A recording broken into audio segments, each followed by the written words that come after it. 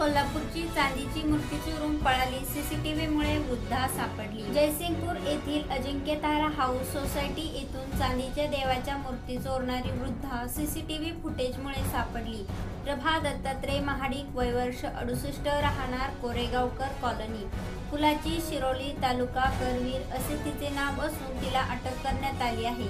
पोलिसांनी तिच्याकडून मुद्देमाल जप्त केला। मंगळवारी दिनांक 23 रोजी फिर्याद अग्ना अनिल कुलकर्णी यांनी घरातील चांदीच्या वेगवेगळ्या देवांच्या मूर्त्या स्वच्छ करून बाहेर ठेवल्या होत्या।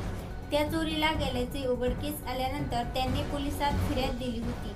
पोलीस निरीक्षक सत्यवान हाके यांच्या मार्गदर्शनाखाली गुन्ह्यांचा शोध पथकाने तपास यंत्रणा राबवली।